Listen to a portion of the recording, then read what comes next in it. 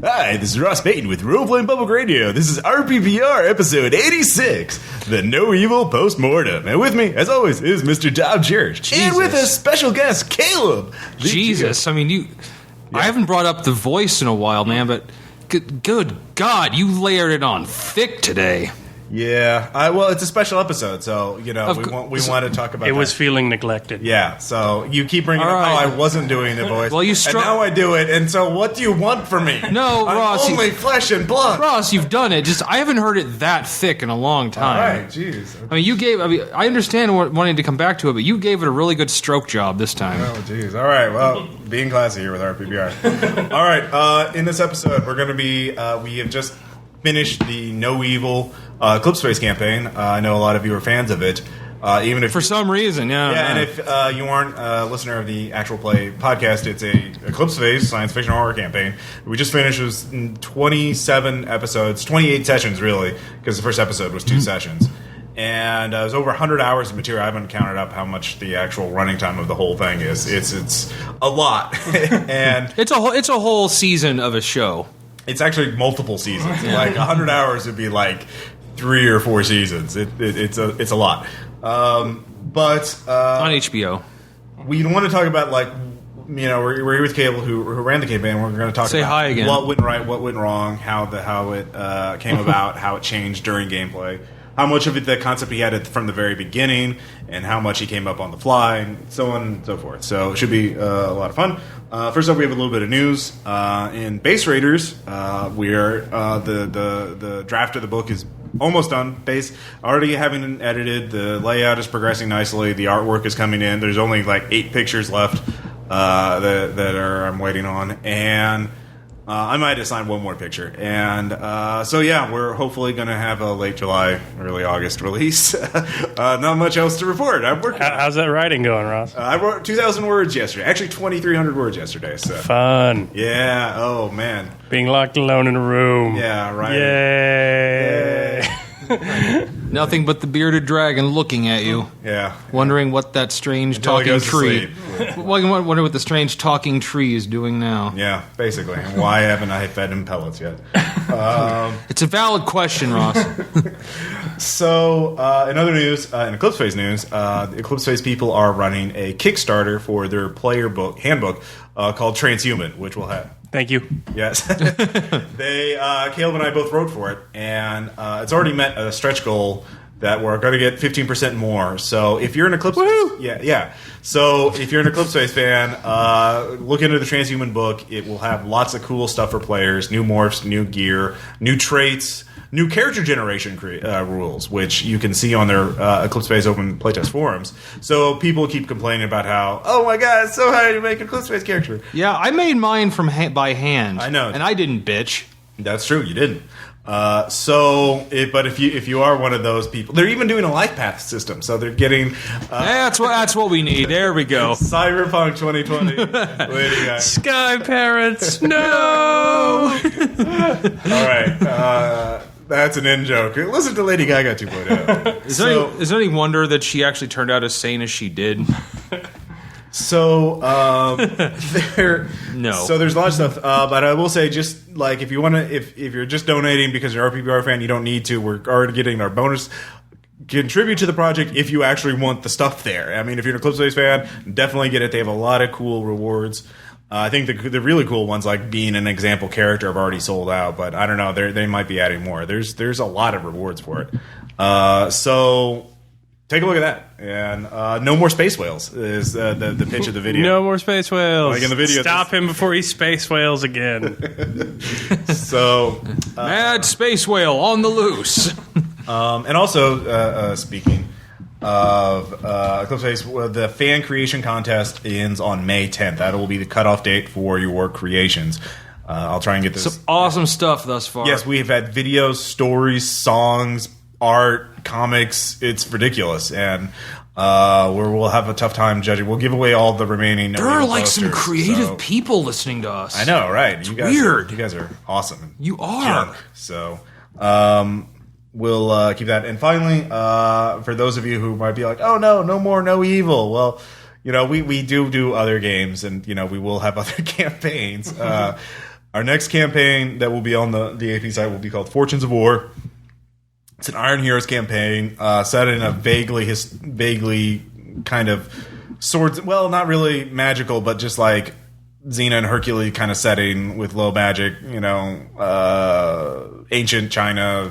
I poorly created some house rules for businesses and lots of martial fighting, and it'll be fun. It's typical stuff. And then after that, Knights Black Agents, which is vampire conspiracy espionage horror, and Caleb's a player in that, and he gets to create death traps as a player, so it's pretty amazing. Operation Black Dolphin. Operation Black Dolphin. I've realized, having played more than one campaign now, that I am a terrible role player. Oh, pshaw. Between Double Hamlet and Operation Black Dolphin, my go-to aesthetic is person who makes elaborate death traps. Yeah, there's nothing wrong with that. I mean, Aaron likes being the robot paladin, and Tom. I really need to play like a barbarian with an intelligence of 1 or something. That would be awesome. That's not even sentient. Yeah, That's an insect. well, would you have a problem with that, Tom? Of course not. Yeah. But So that's the news. Let's get on with the main show. So, No Evil. Caleb, why don't we first... it started with a man and an idea. Yeah, very good. I've ruined everything. You have, Tom. Thank you so much. So, Caleb, we basically, to go back to the distant era, the distant epoch of 2011 when this started, They were dark times, Ross. They were dark times. I'd run a couple games of Eclipse Phase. You'd run one game of Eclipse Phase, a one-shot, I think, before asking. Yeah, I ran the Think Before Asking by Anders Sandberg, so free on the resources. And after running those couple one-shots and playing them, I think you basically said you had enough confidence to try a campaign of it. I mean, that was your thinking, right? Yes, yeah. And so what was the genesis of No Evil? I mean, the idea behind it. Well, I'd read the campaign books, not the campaign, but the source books, and I really like it was just Eclipse Phase, the core book, and Sunward. Yeah, at that point when we started playing it was just the core book and Sunward. And I think Gate Crashers had come out, but I wasn't using a lot of that material. Yeah, it had just came out when we started doing the campaign. And my main thing in it was like, I was looking on the forums and I noticed that not a lot of people were running really big campaigns for it. And at first I just assumed that was because, it was like a horror game. So like, it's the same reason you don't run a lot of long Cthulhu campaigns, is because you don't have characters that last that long. Right. But at the same time, as I'm starting to think about it, like, well, no one can die and you can get the crazy parts cut out of your brain. And so why is no one running like really long campaigns of it? Because I've only seen like people like really located in single habitats and single polities for like 3 or 4 sessions. Nobody really system hopped. And then I also got to think about it. Well, that the reason you can run a long campaign is also one of the reasons you can't, is because when no one can effing die, like, what is there to motivate you to do that much system hopping and stuff? So, like, that was the idea behind the No Evil virus. I'm like, what if you could die, like, for real, get as close to permanent death as possible, and then how would that work?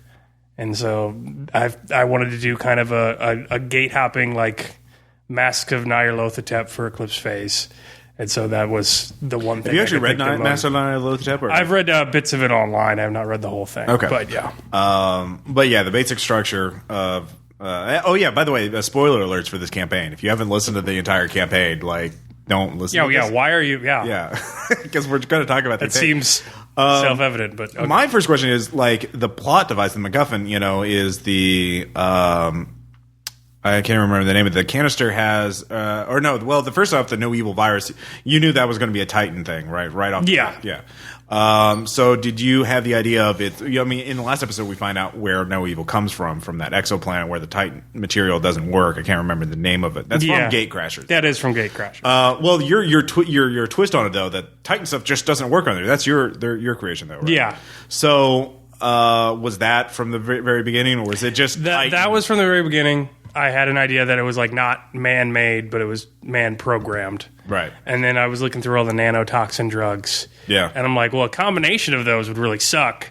And then I was reading through the GM stuff, and they were talking about, self-replicating sentient nanoswarms that reprogram themselves. I'm like, well, you could really just kill people permanently if you just had nanoswarms programming themselves in a specific order. And that's what I did. So, that's why the elaborate 8-step process of the no evil virus. All right. So. And did you have how much of because again the main motivation there's one comment on one of the actual play episodes this is just Manjapa's side quest. This whole thing got started because this is one of his little side quest things. It isn't even his main plan. What was that from the very beginning, or was that later on? I think it was later on. I think there was a larger conspiracy in there. I knew Augustine from the very beginning was going to be a big thing throughout the whole campaign. Really? Yes. Because, from what I remember, we could have just left it there and not had Augustine at all. Yeah, but who found it? Aaron, yes. Yeah, no, I knew Augustine was going to be in the entire campaign. Because of Aaron. Because of Aaron. All right. He was my insurance against that, and thank you, Aaron. You did not disappoint. Well played. All right.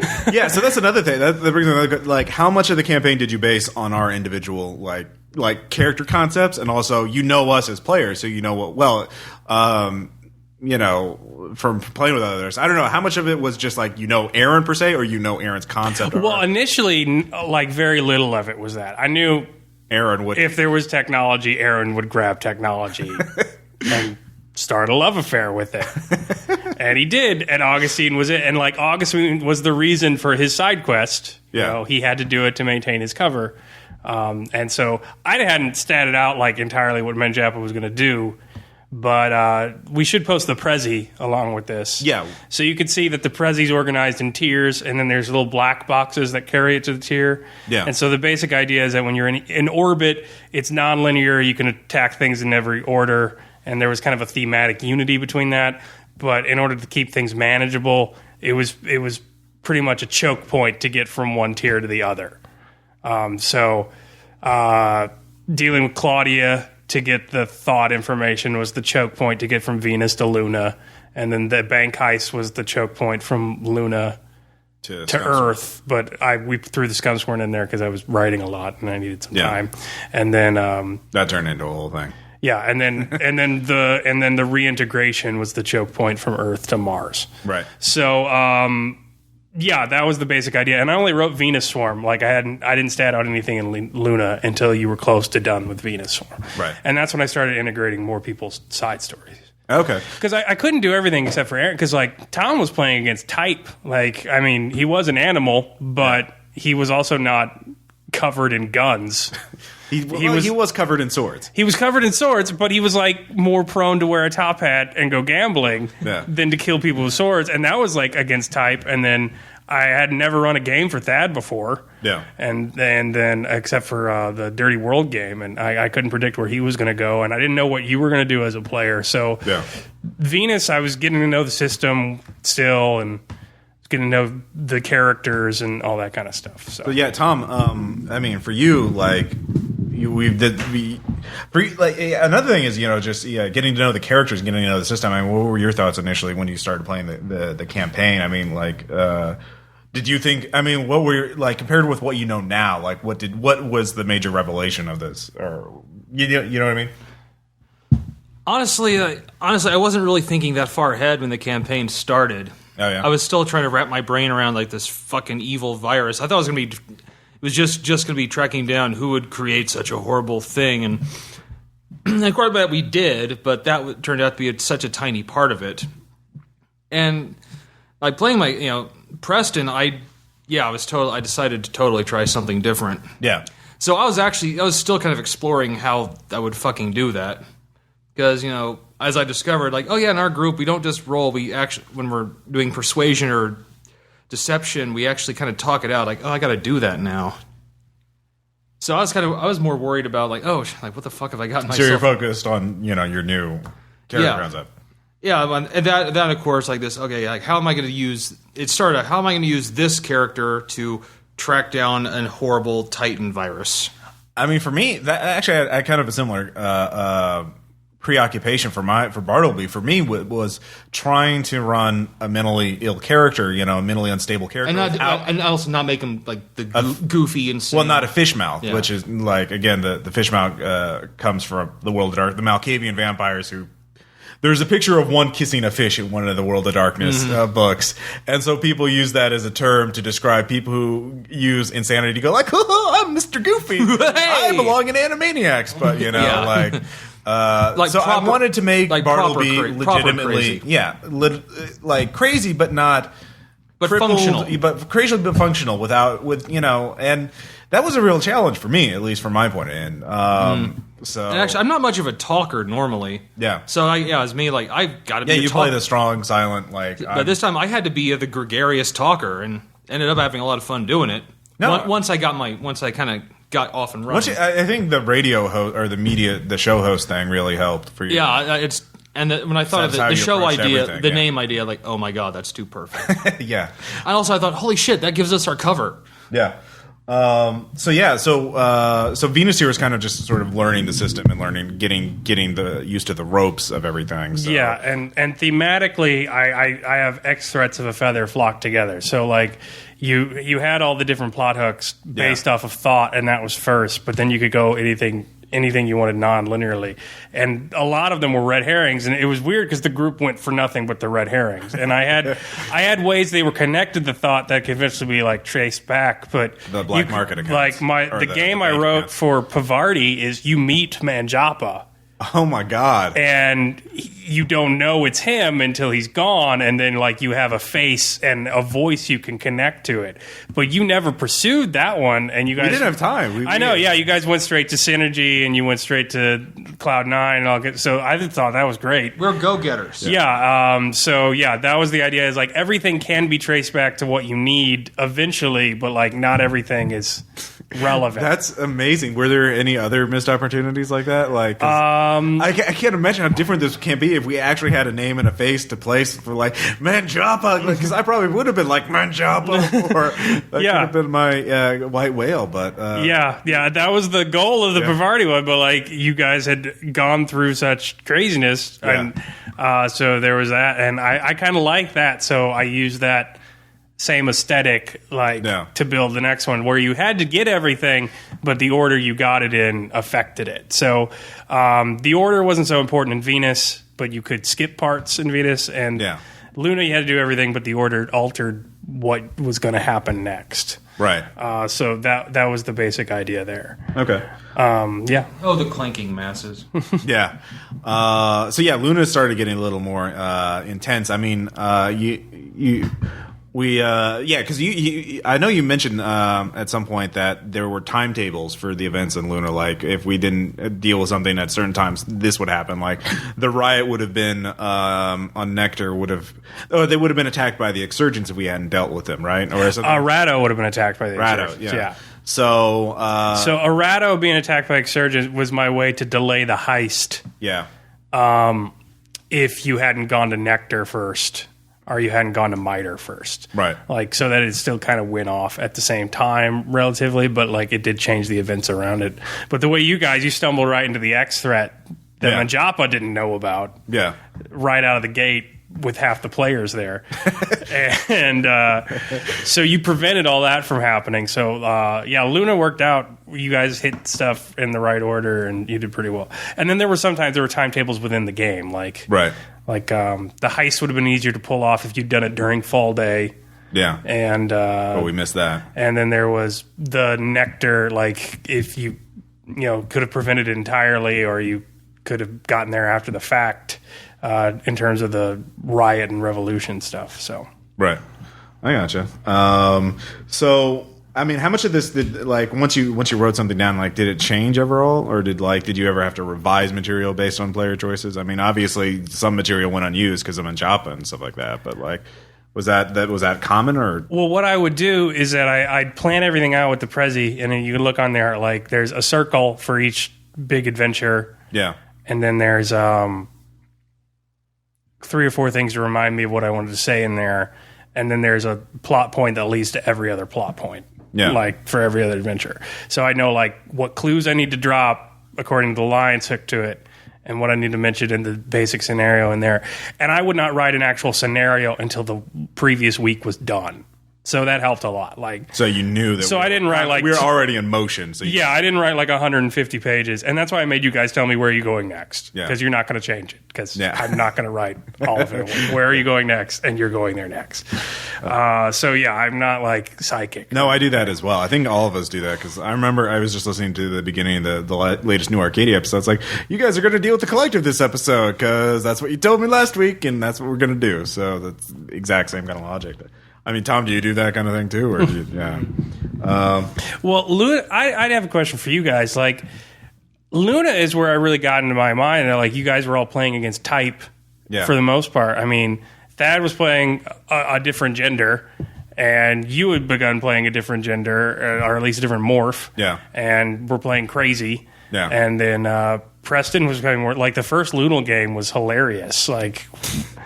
When you met the XP soap opera star and guest star in the show, and then Gerard was not against tight for Jason, but he was evolving away from I don't take my armor off, and he was becoming like that. And then we were adding Drew to the group, and then Aaron gave me permission to write a little bit of backstory for him, and so Shareware Cyrock, I thought that worked out really well on Miter. And so, what were you guys thinking at that point in the game here? Because that's when I was realizing that I needed to do more with side plots and subplots for characters, and I needed to not focus on the conspiracy as much. Right. Well, I'll say what I learned. Well, the first thing I did is, wow, social characters can really fuck things up or enhance things. And that was before I was really taking any points in guns. So in any fight, I had to get up close. Yeah. So I was kind of holy crap, I actually can do some shit with this. It was really only Luna that I really kind of, I could see why he's on this team. Before I was kind of going, God, why would he be on this firewall team? Son of a bitch. He's a talker and a liar. Yeah. And a gambler. Who would need that in a secret conspiracy? Covertly investigating existential threats to transhumanity. But I mean, for me, I was kind of preoccupied with my side quest because I purposely set it up so that I wouldn't know what the truth of the Red Queen was. So I was always like, is Caleb going to drop it? Is he going to drop it now? Is this going to happen? So there was that, was that kind of anticipation. I think another thing for me was just trying to role play crazy without making it overpowering or distracting or comedic. I wanted him to be he's obviously a very damaged individual, and he doesn't understand. He's 7 years old. He's basically still growing up, and but he's incredibly effective at doing these things that Firewall needs. And so it's a very dysfunctional kind of relationship between him and Firewall, and they're kind of codependent on each other. Yeah, we need you. Oh God, you're terrified, So, so I was trying to get that across without. For me, that was the challenge. Is trying to get that kind of. Yeah, I also think it was. Yeah, I think it was Luna also, but I think the team was really starting to gel together. Yeah, I think because we finally got used to everything. Yeah, because the system, learning what gear and what kind of actions are important in combat, is really important. Call shots to armor defeat. And speed boosters and that kind of thing. Murder is fun. So the drug, kids, not the actual act. Although put points in willpower. Yeah, it is not a dump stat. That is the biggest lesson, I think, for that. Holy shit, because Drew's I made the guy I made my character like you guys wanted, good at science and good at combat. I'm What'd you put in? We didn't mention that willpower was important. We kind of fucked that up. We could have told Drew, make sure you have a good willpower stat. But no, we didn't, because he had to dump that shit somewhere. So that was the willpower. Because that really crippled Drew and Aaron several times over and over again.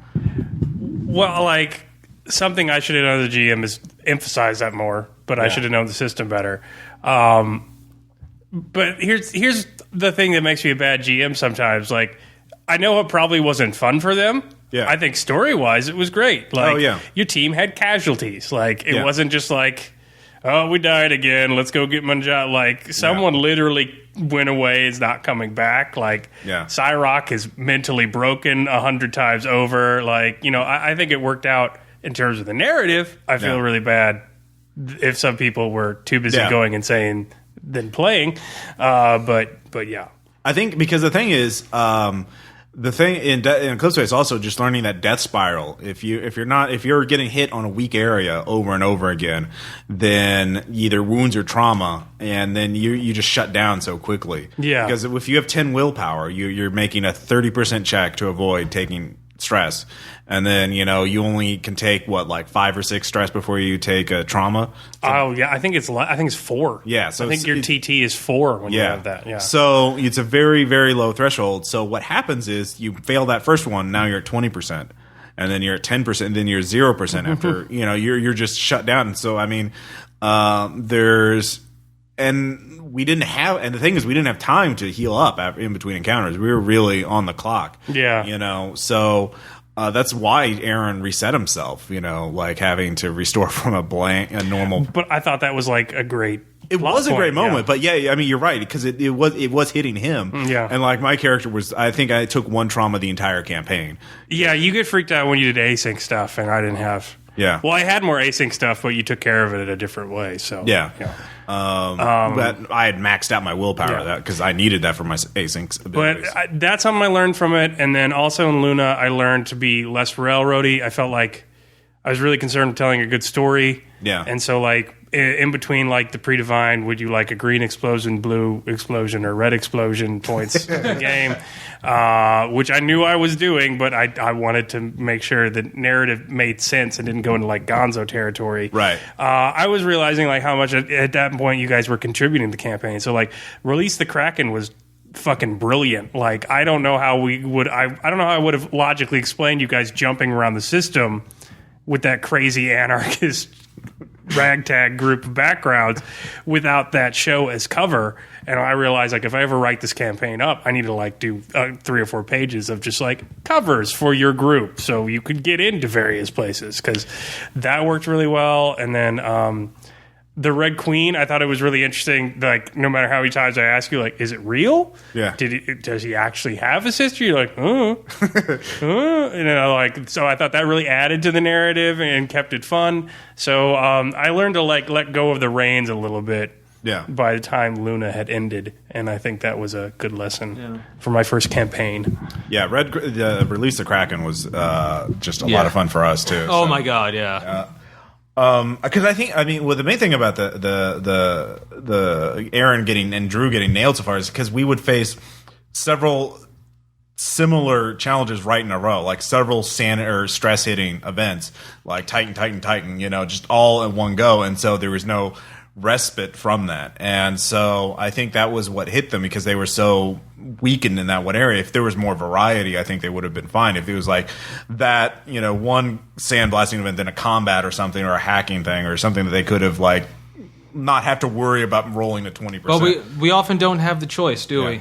I think another thing is we didn't have we weren't using the Moxie rules as much, like to regain Moxie for drives. Yeah. So I mean, because Moxie would have helped a lot for those sand tests. Well, in retrospect, like I think it's my first campaign. I think a lot of the success in No Evil is pure blind ass luck. Yeah. Like I don't. There's a lot of serendipity. Yeah. I don't think I'm the worst GM in the world. No. But at the same time, a lot of it could have gone way dark it wouldn't have worked in high school. No, like role playing group. But I agree with you, but I like the way it worked out, because it was really good. I think where some conspiracies lack is that you just take your fucking time in unraveling conspiracy. Like I feel like when some conspiracy games is just like, well, let me do research for 3 years and then we'll actually get a gun and go fight some cultists. Like I like the fact that he's like, holy crap, what is it? Holy crap, what is it? And you just have to like, right. All right, half the team's dead. Fayed's bleeding out, and I just erased your mind. I have to convince this crazy Jamaican drug lord to let me into a habitat of robots so we can like patch our wounds and not.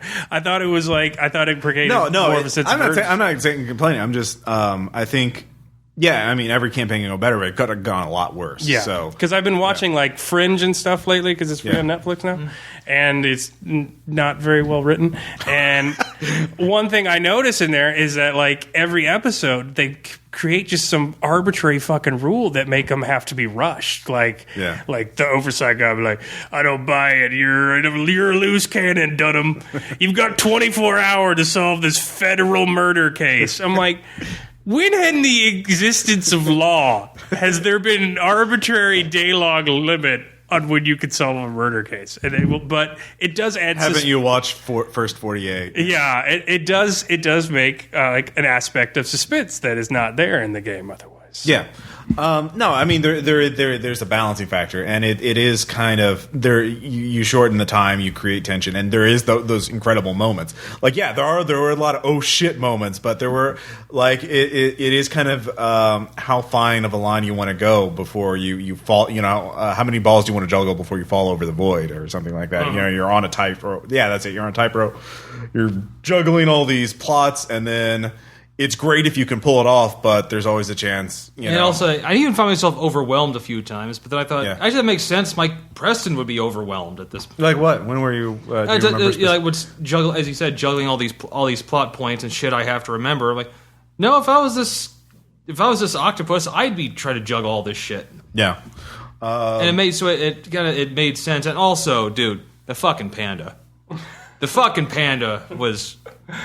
Yeah. All right. I did plan the panda from the moment I read the Eclipse phase book. I will say that while I did not write the Luna on the Prezi at all, I knew somewhere there was a gigantic panda crime boss. And I planned that from day. In fact, it might be on the recording of Thank You for Asking where I say there has to be a panda crime boss. Like, I'm pretty sure you mentioned it. I mentioned it very early. And the pretzel sticks, too. Yes, yeah. Yeah, I hope those nerds at home, they enjoyed that little bit of Foley effects there. Talk about immersion. Because that's the real going the extra mile. So, so we go through Luna, then the bank heist, I think it deserves a whole thing. So, because I know that was a huge thing for us. We had a whole session planning it and then pulling it off. Actually, I think we put both episodes on the same thing. So there's 29 episodes. Yeah, 29 something like that. Sessions, yeah. So, well, there was a lot of time on the planning thing where we had the recorder off. And there was a whiteboard and it got crazy. Yeah. So, I mean, how much did you create that from whole cloth? How much of that was from actual historical bank heist or real bank heist? And like, where did those security systems come from? And the plan? Well, that was from whole cloth. Yeah. Which pissed me off like 2 weeks later when Panopticon came out. Oh yeah. God damn it! That would have been useful. I wrote so much down. But yeah, it was like there are some like algorithmic security programs, and that was like the main oversight computer thing. And then man traps or things are like present day bank. So it's basically just like high securities. The main thing was like, what does he need to steal in a post scarcity economy? And so I was when did the cylinder come in? Like, when did you come up with the idea with that? Around Luna. By the time I had Luna statted out, I knew what he was trying to do. Right as we were entering. Yeah, I knew what he was trying to do. And I knew it was in the cylinder by the time you stole it. Okay, so you had the whole plot structure pretty early, but not from day one. Yeah, and then I wanted to know before you guys what you're going to do with the Haunted Stars, because you could have like tried to infiltrate the Haunted Stars. Yeah. Or you could have tried to hit them mid-bank robbery or afterwards and just take it from them after they'd stolen it.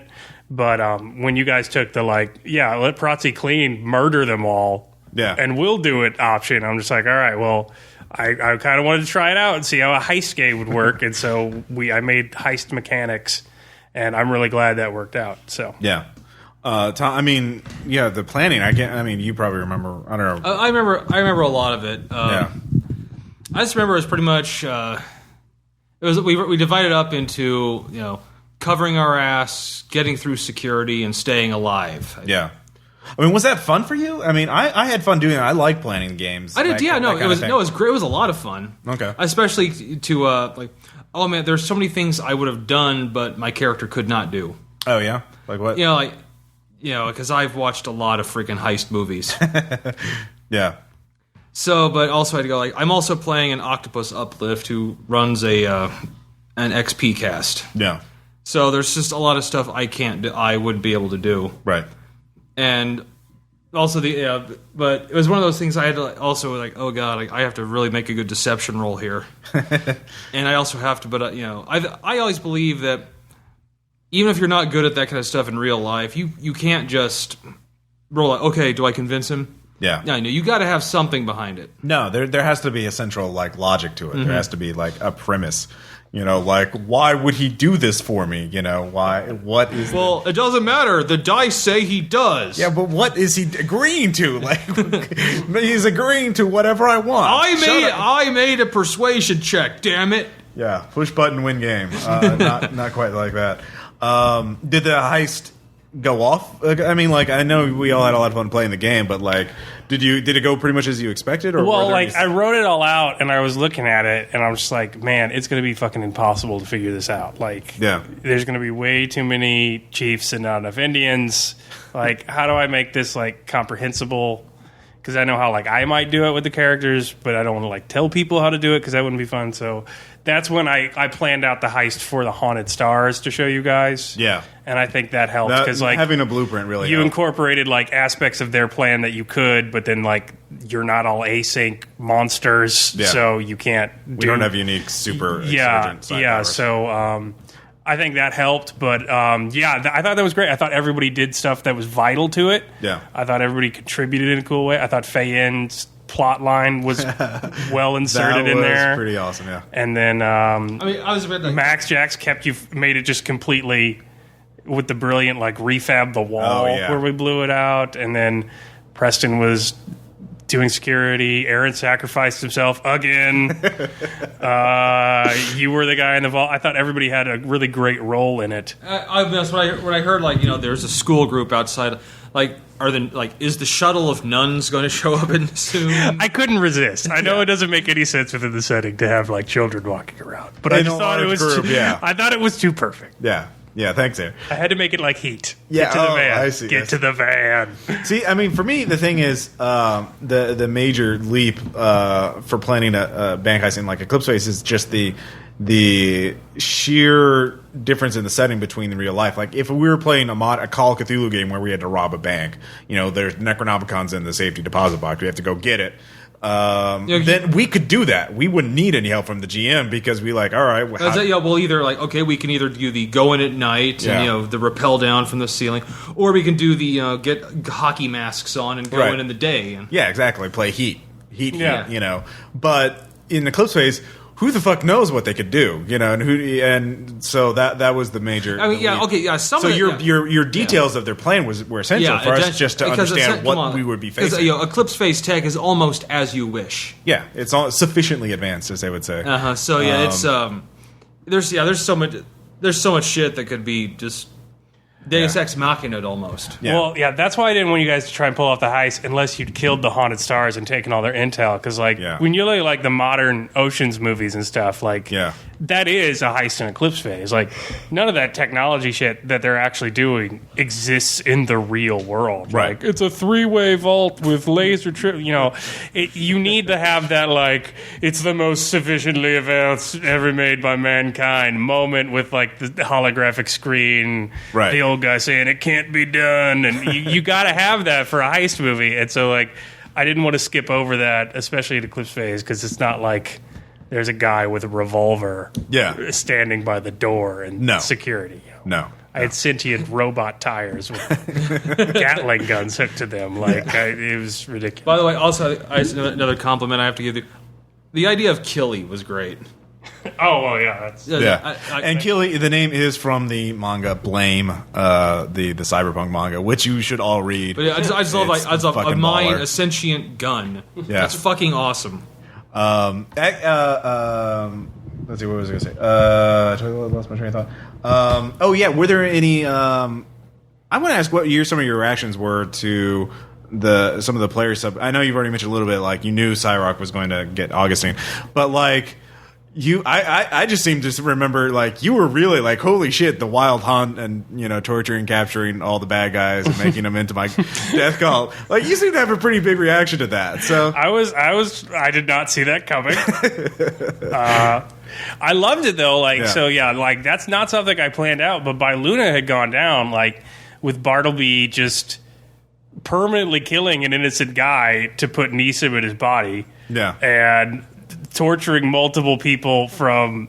He did rescue a bunch of others, but like torturing them into psycho murder cultists, and then all sorts of murderous death and people. Faye-Yin being basically in the middle of a firefight between children and terrorists and robot drones.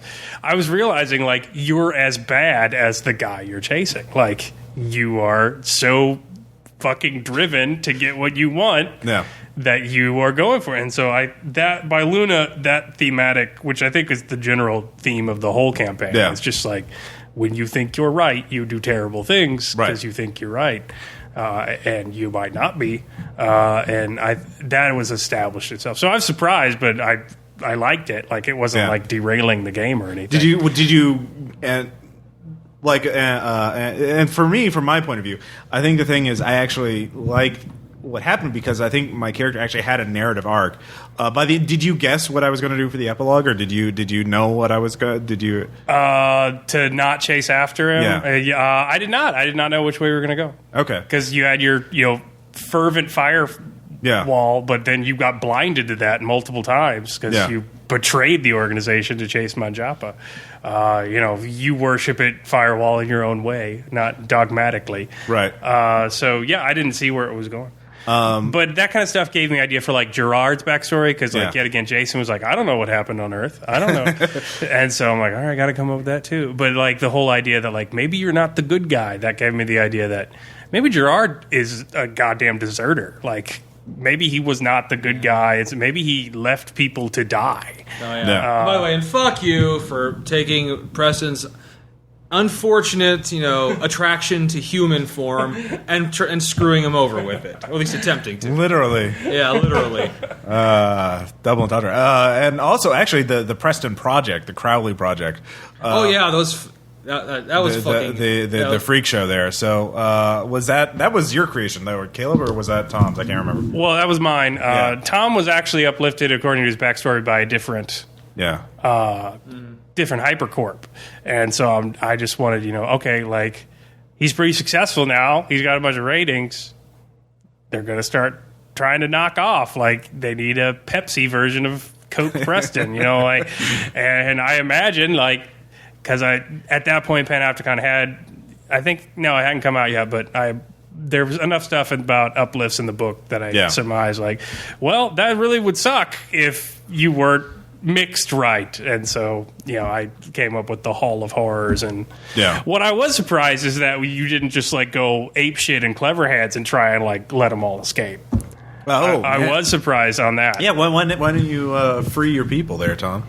Because, well, as I was thinking of Preston, like, what's going to happen when I turn them loose? Yeah. Because, I might see some lab animals who have been experimented on, suffering. Like, I must free them.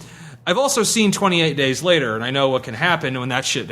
You bought into their propaganda, into the human propaganda about releasing. No, I was going to make them pay. You call them lab animals too. You don't even call them lab testing. I mean, geez, Tom, you just you can't eat. Well, that decision made me think of like, all right, Preston's got to choose between his fame and the mission. Yeah, and then the increasing mercurial pressure I put on his character as the campaign went on. As Mother Octopus said, he's a sellout. Like, oh no, he's Uncle Octopus. Like that. Like if they're that oppressed and you are just so pro-human and you're up there doing basically an animal minstrel show on the XP shows every night. Like I figure like your people would not like that. So that's why I start throwing in people like you're Carlos Mencia, except for octopuses. That's why I changed, Ross. That's when I threw I like that. That's your motivation for throwing off the corporate. That's when I threw in like Lenore, who's just like a completely non-verbal uplift who just thinks about.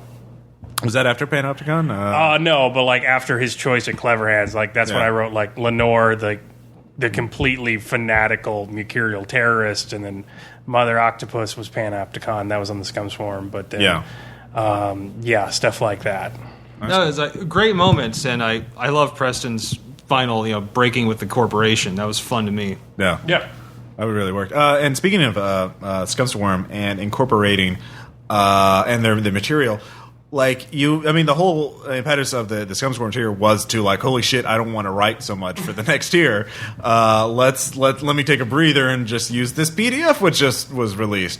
So Eclipse Phase books are written, from a general point of view. Here's the overall setting. It's very broadly written, so you can use it any way you want, or write any type of adventures, which means you have to do a lot of the work when you're writing adventures.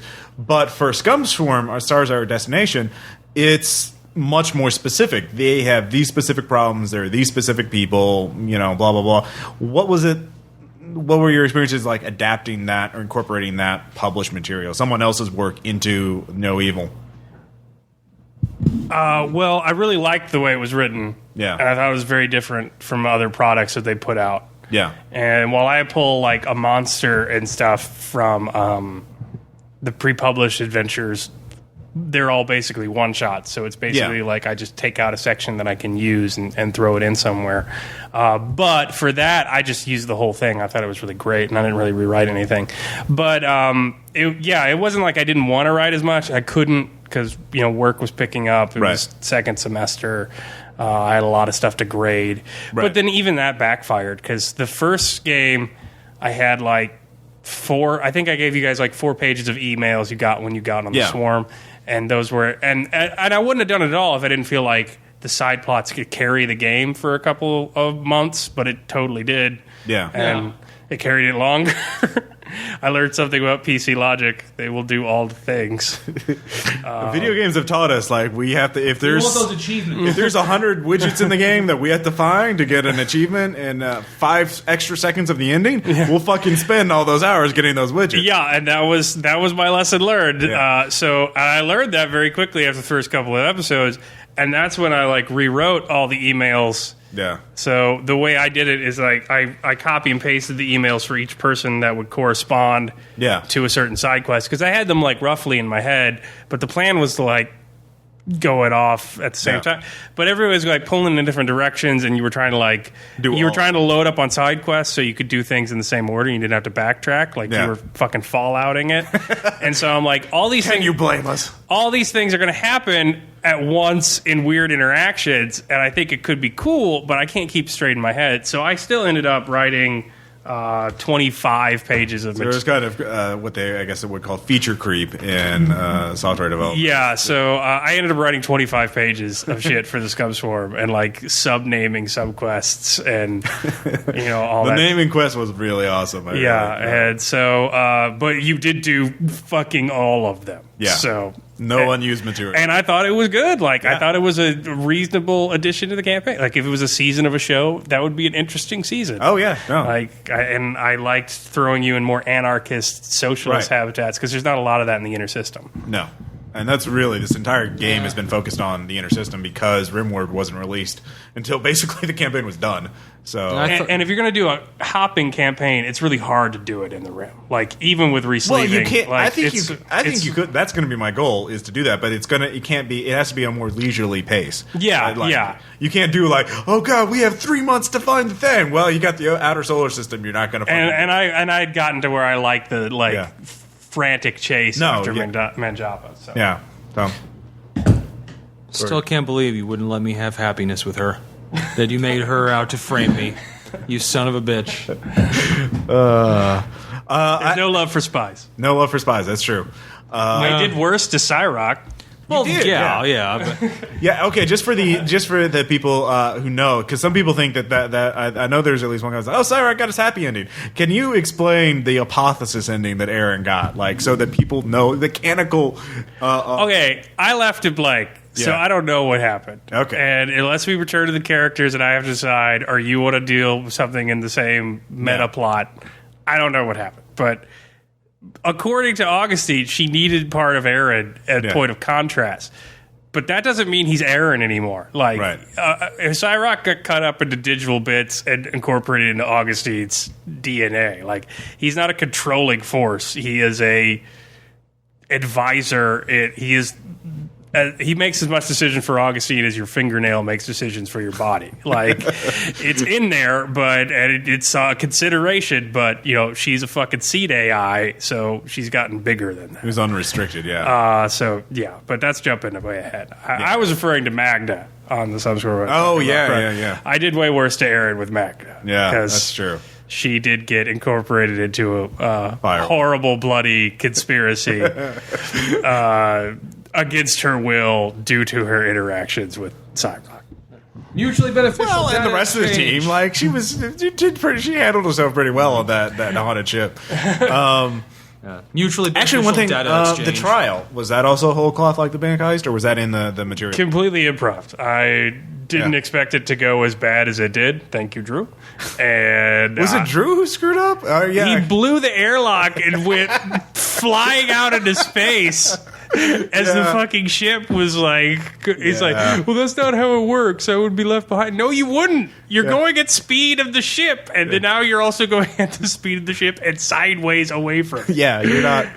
Yeah, so and so it went really bad. He didn't have any in his own power source. Yeah, that's right. And I was surprised because I didn't expect you guys to go after the Snuff XP guys as hard as you did. Like considering the other atrocities, you're just like, well, violates OPSEC. Let's keep that horrible monster lab open in clever hands, and that was Tom saying. Let's erase the brain of this innocent ape security guard.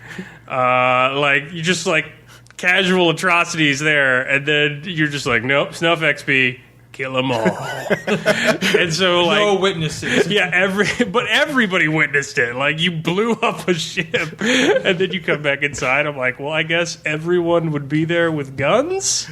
Yeah. And so I kind of wrote myself into a corner there, but I thought the trial was kind of cool because I realized, wait, they don't have laws. They're anarchists. It's a vote. How would they do this? And so it became, American, for me, for my character, remarkably, it's just like, oh god, that Snuff XP is too much like, childhood. So like, post-traumatic stress, I got to deal with that shit. I'm not going to let that stand. I don't care about animals getting tortured, whatever, whatever. But no, because recess. Third period. That was monstrous. Yeah, there was a lot of that on the Scum. Queequeg, who you murdered multiple times but could not remember doing. Well, yeah. Queequeg's not innocent though, so yeah, he deserved it. Anyway, well, Preston has his own cologne. Thank you very much. Oh yeah. My god, that was great. That's from the fan creation contest. So there wasn't much unused material aside from the Manjapa adventure, or were there any other things? So Scum Swarm, and then no, you guys did absolutely everything in Scum Swarm. All right, and you did the Easter egg thing, which was the salvaging the ship. Yeah, and that was the factor stuff that got you. Yeah, like if you had not done that, you wouldn't have had any leverage on Ozma. Yeah. You may have gotten a Manjapa, but he would still be out there. Right. So by getting that little bit of intel and analyzing it, we got him. Yeah. So. Get them good. But by the way, I have to ask: did you have the Manjapa actually planned out and named at the beginning? When did you get the name for Manjapa?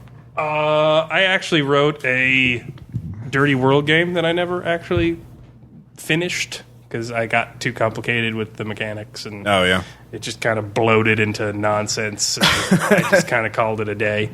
But I had the name from that because I had an Indian character, and I looked up a name, and I thought it was good.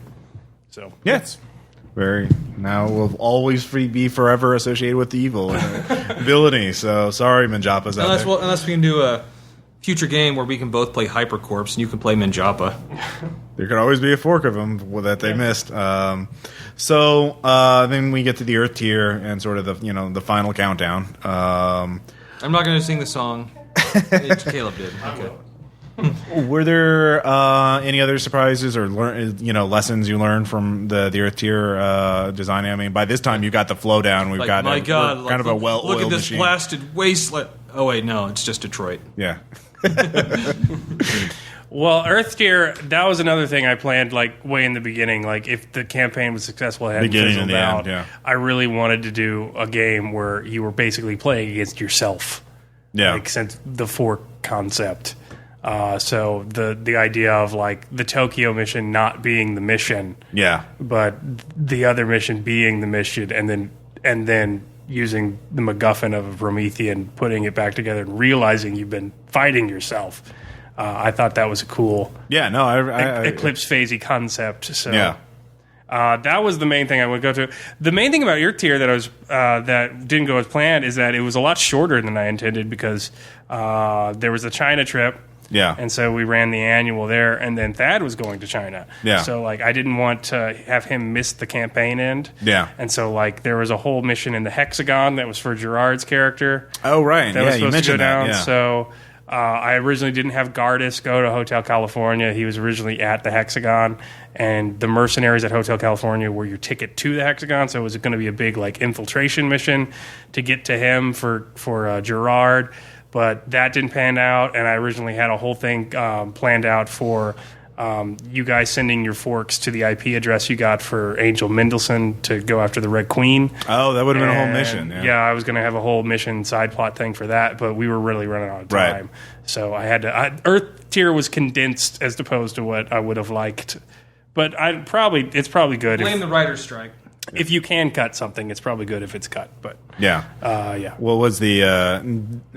How much material did you develop for those? Were they just ideas in your head? Or I didn't write a whole bunch. I mean, I know what Angel Mendelsohn was doing, and I know where he was doing it at, and then I knew what you needed to do with the Hexagon to get to Gardis. But yeah. What was Angel Mendelsohn doing? I think. My plan was that the Red Queen was a program that took the more stable and promising members of the Lost Project out, which is why you were left behind, but your sister was taken. And then Mendelsohn was big into morphs and designing the Futuras, and so the reason he didn't agree with Cognite is that he felt that hyper accelerating you in simul space was, being a hyper evolutionary thing for minds. Like the strongest minds were surviving, and that was good, and that was the key to transhuman survival. But we were not doing the same for morphs, so we were not doing the same for a accelerated morph culture. So what he was doing is they were all in simul spaces, but the simul space was painstakingly programmed and very limited because it was resing every DNA cell of the morphs, and it was like the jungle. It had just been running since Lost had went on at this hyper accelerated scale, so that you could evolve the perfect morph and then design it. So she had been killing the other members over and over and over and over again, morphed in these horrific, uber alien killer bodies that Mendelsohn had programmed in there. And then I was going to invent a morph to have uber morph, right. That would have been 100,000 years of evolutionary practice condensed into simul space and then redesigned. So I'd play that. I think Preston would like playing that too. So. Yeah, we ran out of time. Hey, so let's do this a test drive. Whoa, what's this sudden urge to devour people? Okay, so we go through Earth tier, and then we have our final confrontation with Manjapa and the origami death bot fight, which was awesome, by the way. Yes. I wish it could have gone on longer. I don't know. I liked it, but I wish I don't know. I didn't want the campaign to be over. I guess. I like the confrontation with the Manjapa in that it was a guy. Yeah, it's basically at the end of it, we're going after a guy. Yeah, he was just a quartermaster. He Yeah. just had access to a bunch of Titan shit. Yeah. And a lot of experience in espionage. So he was a bad man. And I learned I was a bad person too. So I'm going to do my best. I'm awesome. Preston was awesome though. So for the epilogues, you mentioned you didn't know what I was going to do. Any other surprises or any other thoughts of us when you're designing those or whatever? I just figure I had to have two. I felt bad doing it because I didn't want to be well, your character has to do this. And if someone had proposed a third option, I would have definitely worked with them on there. But I do feel because I listened to the end of the New World campaign, and I listened to some other AP campaigns because I was really worried about the last game, and it does just kind of all right, you're done. Yeah, what do you do now? And everybody's just shell shocked and has nothing to say. Yeah. And I'm all right, maybe I should limit it. Yeah. It says, you've done some terrible shit to Firewall, and you did not stop when you should have stopped. And so they're probably not going Winners don't quit. They're probably not going to let you just go willy-nilly wherever you want. Outer system. You need to go to the outer. So, like, I don't want to take control away completely, but there's two things you can do. Yeah. You can do this or you can do this. So I think it worked out, and I think it's the strength of the last game that I did that you all did that, and then you had the bar, and you had to kind of allude to what you'd chosen, but not give it up, especially if you were like going away with a seed AI or something. Yeah. So I think it gave a nice little actual epilogue to it rather than just like game's over. Yeah. So I don't know. I'm torn. I feel like I railroaded it, but at the same time, I think it worked. So basically, unlike Mass Effect 3, you gave us some closure. Well, I mean, that's a great thing, though, is that even if you're unsatisfied with it, because our characters are all still existing, well, more or less, not Cyrock, but, you know. Well, again, you left that blank. Well, yet again, like, if someone plays with Augustine again, they can determine how much of an effect Cyrock has had on its personality. You know. God, yeah, a seed AI with the befuddlement algorithm. Can you imagine?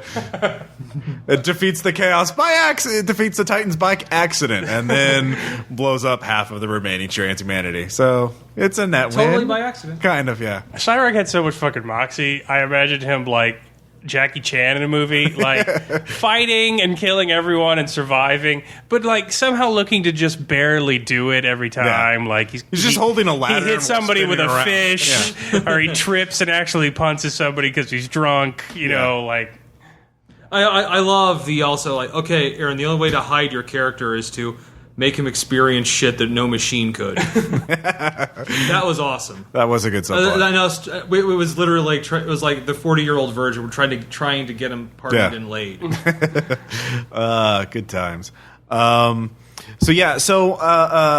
You know, personally, yeah, for my character, well, my point was that all the players can come back because, more or less, there could certainly be another version of the Cyrock in the Outer Rim or something. Just because they banned it on Luna, you know, it doesn't. So what is it? Bartleby's and Jovian Republic. Jovian Republic undercover. You're a dead drop. Yeah.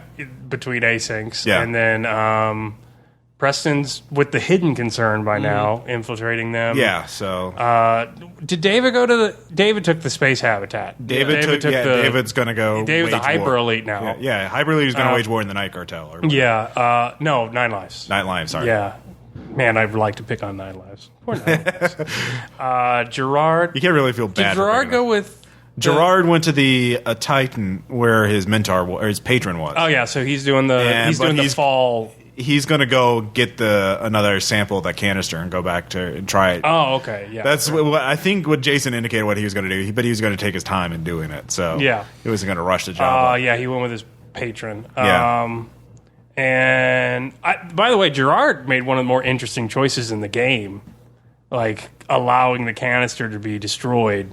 Yeah. Well, he didn't really allow it, but like not killing you all as a result of it. Yeah. Like, I thought that was really interesting because like he had the whole thing about abandoning his comrades before. Yeah. And then he chose not to do it against those completely against his belief system this time. I thought those were like really interesting, dramatic choices. Yeah. Who else? Q went there. Fayen is now working for the Panda Crime Boss. Yeah, Fayen's working for. She has the best ending out of all of us. She gets to work with the Panda Crime Boss. I mean, that's so she is part of the CU on Inner Circle now. As their appointed firewall advisor. Yeah, Cyrock is apothesized. Do you like to be scratched behind the ears? And Maxwell, well, we don't know. We probably there's a backup of him probably somewhere in Firewall, but he's not going out anytime soon. Yeah, he's in cold storage because that's just how they roll. So, I mean, personally, I know Bartleby would probably like. The thing for me, the reason why I chose to stay with Firewall is because I was literally told by myself that I was going too far and that I was too scared. It's like, holy shit, I need to reevaluate my life. If the sister who I've been looking for all these years says I'm too scary, so he would. I would imagine him probably spending this time on Jovia curing. Like, you can actually cure yourself of mental illnesses through psychotherapy. So, like, he could probably deal with his issues for for a while and then get back into the game. But yeah, if we play it again, I would like to encounter all the older characters. Oh yeah. But like, I wouldn't like to see people. I mean, I guess you could play them again. Yeah, I'd hope they were very different as a result of their experiences. Oh yeah, I know. But I'd like them to pop up as proxies or news tips and I'd kind of like to play Simon the Scientist again. Yeah. Because I kind of liked him, the Naked Scientist. But See, for Preston though, like because he's undercover in a crime syndicate, that's going to be a new challenge because he can't have the media show host personality isn't going to necessarily work. It's like you need to go kill that informant before he tells the cops on it. But he's an innocent guy. Well, let's do something now. No, kill him. Yeah, Augustine can pop up as a MacGuffin. Yeah. Q could pop up as a MacGuffin now. That's true. He could. He could be he could be a patron now. Yeah. He could be a game mechanic for all we care. And then Actually, pretty much all the PCs now could be patrons. Yeah, hey, for all you people out there playing Clipspace, make one of the firewall agents. No evil agents, your patrons. yeah, why not? So that would be interesting. So what So we briefly touched on this, but like, what kind of lessons have you learned from running this as a campaign?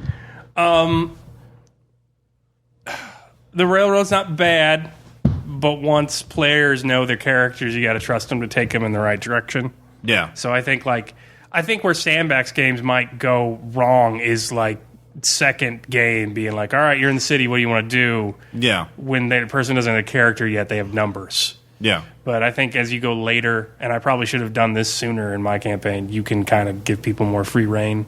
Yeah. PCs will do every side quest. If they can. If they possibly can, regardless of how many people it hurts or kills or damages, how many lives they ruin in the process, they will do the motherfucking side quest. Annual games are cool. I like doing like side games. Oh yeah, the like, annual game, which I did not get to play in. Yeah. Well, again, because we were running out of time, there was another annual game I got cut out. Oh yeah. I didn't. Originally, the ego casting facility, I was going to have it be at a separate location and not on Vonusian, and it was going to be like a firewall specific facility. But I was going to have you farcast down, back up for the Ozarks mission, and then leave.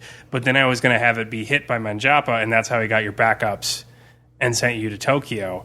But I was going to have an all Cyrock team do it. I was going to have it do it as like he did it as a form of psychological warfare. He just got a bunch of Cyrocks and jacked them up with different skillware, and the whole game was going to be like, hey, you win. You took down the evil facility. You see the backups of all these characters you don't know. And like it was going to be like, as you played that later, holy shit, we just jacked our own. We just stole our own egos and sent them to Earth. Yeah, you could put all kinds of obstacles in front of us, just like fractals and all kinds of crazy shit. Be like, we'll do it. We'll do it. We'll win the. Oh God, why did we do that? Why did we persevere? Also, I wanted a game where everyone was playing Aaron's character. Cyrox. Cyrox are pretty entertaining. Yeah. So. Tom, did you learn anything from like running a campaign by playing the campaign? Does that make sense? Like, I mean, what did you see anything that you want to try in a campaign? Well, obviously, a lot of the stuff I'd like to do, I could probably only do in Eclipse phase. Oh, yeah. Yeah, or actually, I could probably do like a Call of Cthulhu game. Just some of the technology there, you could pretty much do the same thing with a magical artifact. Well, yeah, Migu alien technology. Yeah.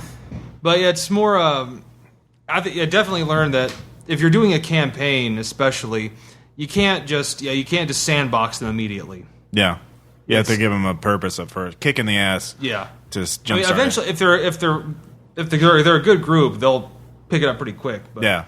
I mean that's true. That is really the point that players are just numbers at first. Like even if you write a backstory for them, even if you have all this material for them, until you play it and actually interact with the other players and the environment, that you don't really know how it's going to go. When we finally became a team, then I could tell. Yeah.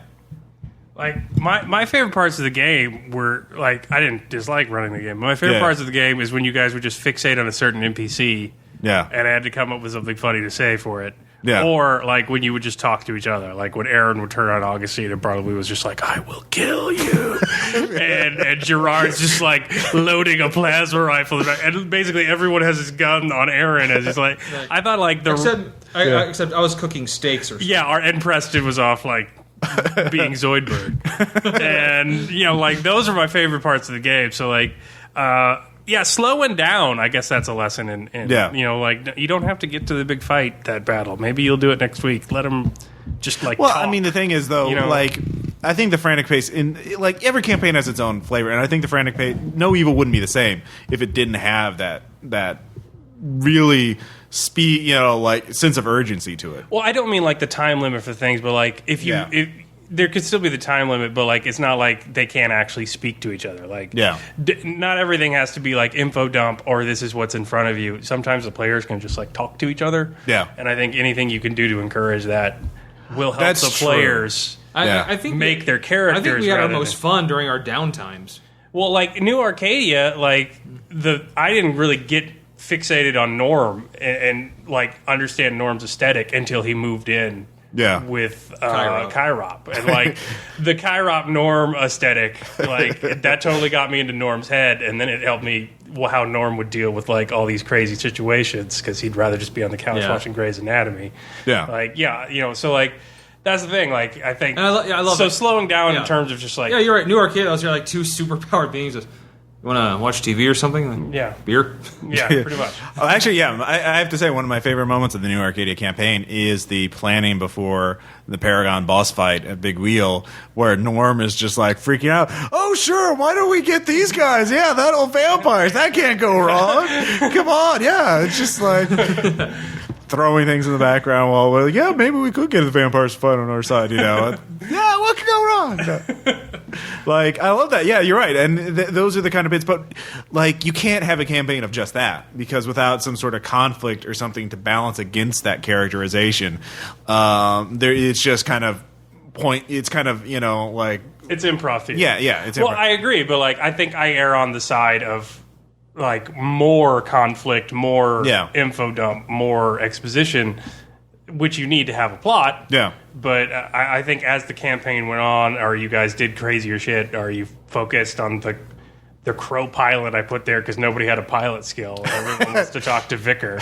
Vicar has like fan fiction now. Yeah. And he's in other campaigns. Like I think like that you have to let stuff like that happen. And I think that being my first campaign is probably the best lesson I took out of it. It's a fine. I mean, there's no perfect like 30% this, 70% that, or whatever. But I think that you have to be aware of it. And you have to have that kind of rhythm, of varying it. So yeah, I mean that's really good. I mean, Tom, what about you? When you do a campaign, like you tend to be in more like lots of character PC interaction with each other. Like, that's really bad. I know that's what I'm noticing in the Pathfinder campaign. That's my favorite thing to do. Yeah, and I love coming up like NPCs. Just having weird NPCs interact with players. Yeah, is just some of my favorite stuff. Yeah. The goblin that's clearly a piece of beef jerky. Yes, clearly. That's a running gag in the Pathfinder campaign is a goblin who looks like a piece of beef jerky, which is why the Drider guy tried to eat him. So that's of course he's on trial now for attempted murder. So that's I'm gonna have to listen to this campaign now. So yeah, there's that kind of balance. I mean, the thing is, like this, I think is about as complex as you can get for a role-playing campaign without it falling apart. I mean, I think the thing that I really marvel at and really sort of inspired me for like Tribes of Tokyo is that you had all these moving parts, all this like Manjapa's conspiracy is twofold. Like one is the shit he does for Ozma, which is the no evil virus, and then two, there's the inner conspiracy. There were two. He's a triple agent. Yeah, basically, and that's he works for Oversight, Ozma, and himself. Yeah, and so there's all these moving little bits of information. You have all these incredible like complicated set piece things like the heist, the trial, the scum score trial, and or even the Tokyo mission because you had that flow chart for the whole thing. It stayed together, and I thought that was amazing. I don't think you could get something even. I mean, I can't see a campaign more complex than No Evil. I mean, I could see campaigns as complex as No Evil. Yeah, but I think if you got further, they would it would disintegrate. It'd be Continuum. Yeah. Continuum being the time travel role playing game, which is fucking insane, and I would fucking love to run it, but I'm not intelligent enough. Like, I don't even think it's a bad system. legitimately do not think I'm smart enough to write or run it. Yeah. That reminds me of a lot of like genre-specific stuff I learned. So like when you run conspiracy mystery games, you have to be okay with serving as the external memory of the PCs. Yeah. So like when you take notes, it's really important to take notes on what the PCs have already learned, because like a week or 2 weeks or a month or whenever the hell you get to play again, you really cannot blame them for not taking the notes in the middle of a firefight or not remembering after like a month of God knows what was going on in their personal lives. Yeah. So I was very keen to info dump on you like when you got a new clue. I'm like, all right, you have this new clue and you've also discovered this, and this. Right. So you can't be afraid to be like the external memory. I think, PCs. that's one of the things I'm doing in the Tribes of Tokyo game, and I think one thing that GM has to do in these kind of mystery games is serve as basically, like, there's obviously the player and then the player character. The player character being a badass espionage agent with all kinds of specialized knowledge, and the player being, derp derp. So the player character, when given this information, would automatically infer this kind of information.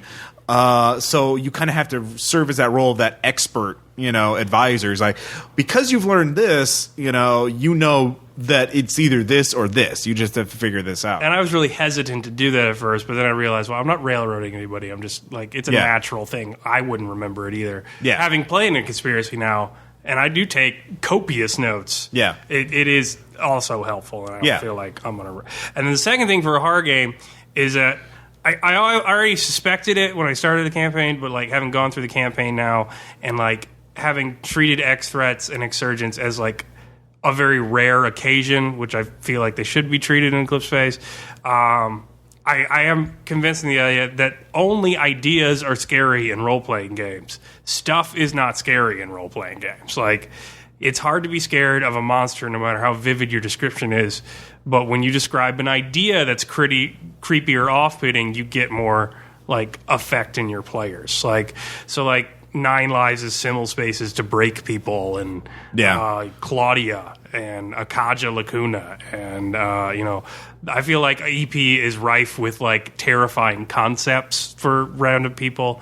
And while I think you should throw monsters at people, like I think no evil itself is terrifying. Like the idea that like you're trapped in a sensory deprivation too, and you can't, even if you're an immortal, you can't get out of it. So or like even Tokyo, like Tokyo was fucking terrifying. It was the apocalypse, but then realizing you did all that not for yourself and you were under someone else's control. Like I feel like concepts are way scarier for a bunch of people sitting around a dinner table than like no matter how vividly you're going to be able to describe it as a GM. Yeah, Tom, what was your favorite single like scariest creep? The moment you were creeped out the most in No Evil, like off the top of your head.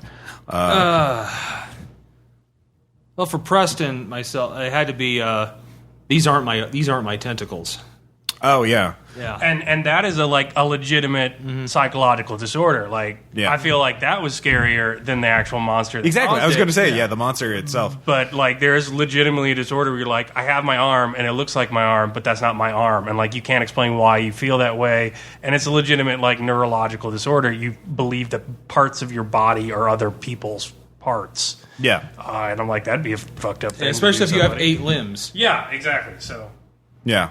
I mean, for me, like, the monster itself was like, oh shit, like, I was like, oh god, because break out the guns. Yeah, break out the guns. But like, for me, one of the creepiest moments in the campaign was actually, Cyrock asking me to, delete him so they can restore him from a clean backup. I was like, oh god, that just... Wait a minute, I'm Bartleby. Why is this bothering me? This hurts. I don't like this. This is no. It's like killing a kitten. Yeah, exactly. And I felt really bad about that. And like Bartleby would feel really bad about that because it's not supposed to happen like that. People aren't supposed to go crazy like that. But he's just like, oh god, he's so fragile, but he's a computer. So I mean, that stuff from No Evil informs like the stuff I'm doing for Heaven games and things like that. Like Lover in the Ice, I definitely wrote before No Evil. Yeah. And then Bryson Springs, I wrote before No Evil too.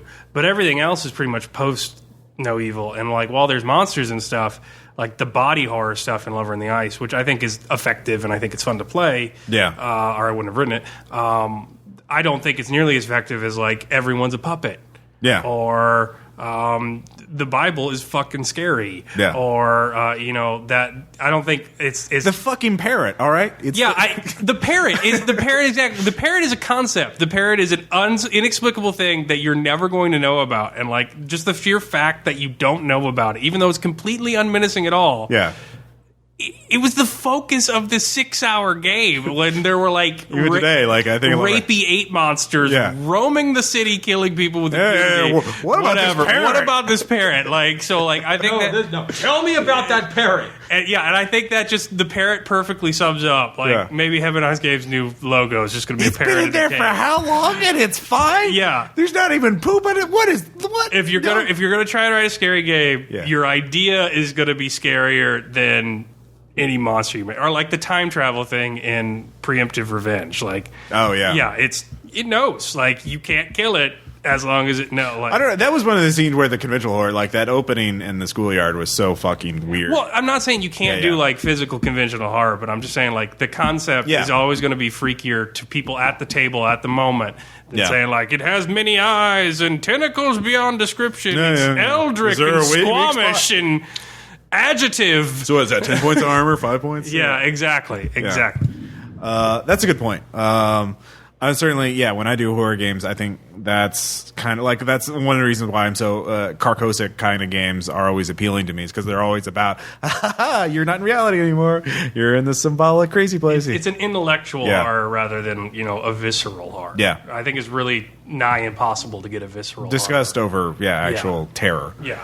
I know Stephen King broke up, horror versus terror, and I can't remember which one he classified as which, but it's in Dance Macabre. Anyways, any other lessons like team building or role playing as groups or anything like that? Just seeing our group interact. No, I think I've pontificated and sound enough like a douchebag already. He has a pipe right now. You can't see it, but he has a pipe. So jacket. An ascot. Fine leather leather patches on your jacket. Yeah, big thick glasses. We're in my study now. Yes. I demanded they come to me. You got here on your fixie. I patted them down. Yes. With my security. And just before anybody asks, we Posthuman Studios, Eclipse Bay people know about No Evil, and Caleb, you have pitched them the idea. So there is whether Caleb would want to get... They're very busy doing many things that are worthwhile. Yes, and so they should do those things. Caleb, and I love there them, is and thank you do want to publish No Evil, but it is... Who knows? It is not up to me. Yeah, it's not up to you because it is their sandbox, and you have to... Just to explain the problem with that, because everyone says, but it's Creative Commons. Yeah. Well, yes. So let's say it costs me $200 to do a No Evil book. I'm just throwing out a random number that's not true. That's fine. I can do the $200, and as long as I can prove on paper that it costs $200, yes, I could do whatever I want with Creative Commons, even though it might piss them off, even though they're nice people, which I wouldn't do in the first place. Right. I wouldn't want to play in their sandbox without their permission. Right. But secondly, let's say you guys are all very nice, and you funded at $205. I just made $5 off No Evil. And the thing about Creative Commons is that I cannot use it commercially. Yeah, there are different licenses for Creative Commons, but this particular one is non-commercial. Yeah. That's the key. So I cannot make money selling it. So, unless we could say, I know exactly how much this book is going to cost. So Ross, being of a Kickstarter, knows that you cannot do that right off. You have to... It has to be in generalities, like you don't know. Yeah, one thing I found out, like between the time I launched the Base Raider Kickstarter and now, like shipping overseas costs have like tripled. Like what cost $12 to ship, it costs like $30 to ship a book overseas. So that's going to be fun for me for those people. Are like delays, are like you see it in layout finally and you realize you need more art. Yeah. Like all that kind of stuff. You cannot predict down to the letter what it would be. And you also can't say, I don't want your money anymore. You don't get to participate even though there's time left in the Kickstarter. Yeah. So like it would be impossible to do to say I made no money on it whatsoever. Yeah. And therefore, it's not really up to me. Non-commercial is non-commercial. Yeah. So it is, but there hopefully will be some resolution at some point in the future. Yeah, but furthermore, they're very nice people, and I wouldn't want to like.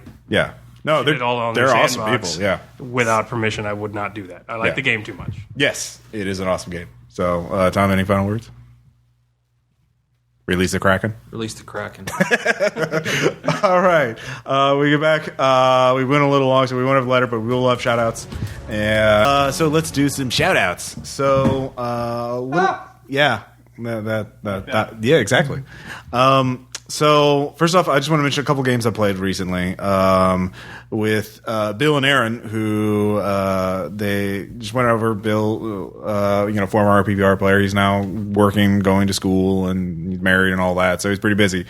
But we got to hang out. I got to try a couple of new games. One was Space Team, which is for iOS. It's Bill has the iPad and an iPhone, so like we and Aaron has his own iPhone, so I got to play it.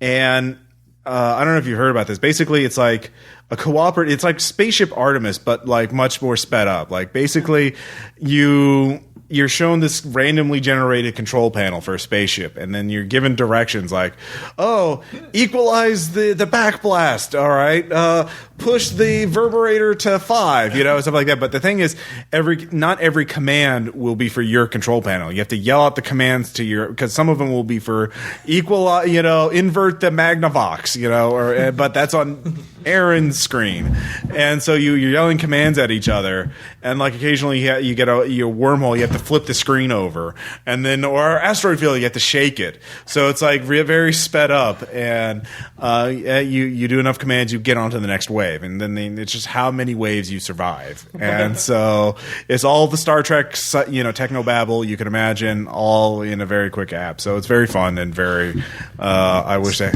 So it's randomly generated. Yeah, it's like yeah. Roguelike every time. Yeah, it's just a control panel. Yeah, every control panel is randomly generated. That's kind of badass. Yeah, no, it's ridiculous. Sometimes the control panels will like break off, and you have to fix them. Like they'll start swinging around on one hinge, and you have to pull them back into place. Or slime will come out of them, and it's just silly. We also did let's hear Elder Sign, which is from Fantasy Flight Games. I played the iPad version of it because you can just play it on the iPad, but there's also a board game version of it. And basically it's like Arkham Horror but dice rolling instead of actual movie strategy. So it's kind of sped down, lots of dice rolling. And my hobo won after Aaron and Bill's character died, so I saved the world. So that was fun. And then wait, Aaron died in a game? I know, it's weird, right? So first time for everything. And then finally, Gloom, which is a card game we need to get. Because basically it's like, Edward Gorey, the illustrator, right? The black and white kind of Addams Family. Oh, yeah, okay. Yeah. And so you have this Edward Gorey looking art, and there's like several different Victorian type of families that you choose from. Or like there's a circus, and there's like a mad scientist family. Aaron chose a mad scientist family. And then there's a rich family, then there's a hillbilly family. And basically the characters are all identical. You just have 5 people, and the idea is to heap miseries upon them and then have them die, and you get negative points for every negative thing that happens to your person, and then for every person who has negative points and then they die, you tally them up at the end of the game, and that's whoever has the lowest score wins. And so the thing is, the cards are all clear, so you just heap cards on them, and then they stack up, and then you can see them through the overlays. It's a very clever design. But you can actually do good things to the families of the other players to make sure that their score raises up.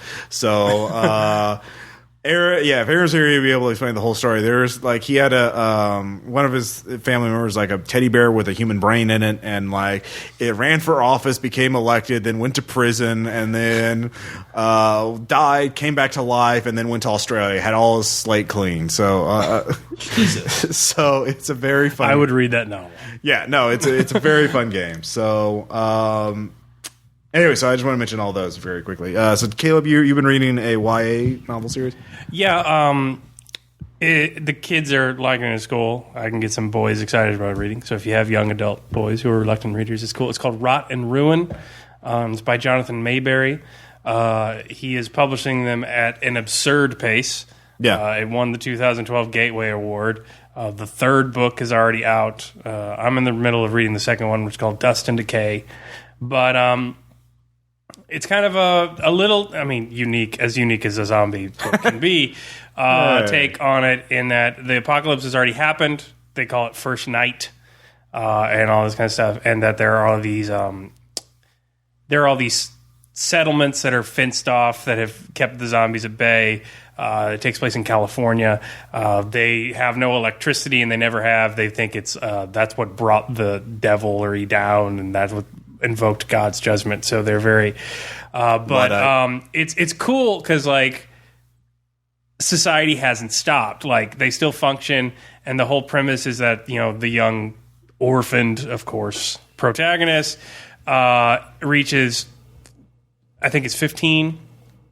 And then he has to get a job or he doesn't get food anymore. And so the whole thing's about him picking his job.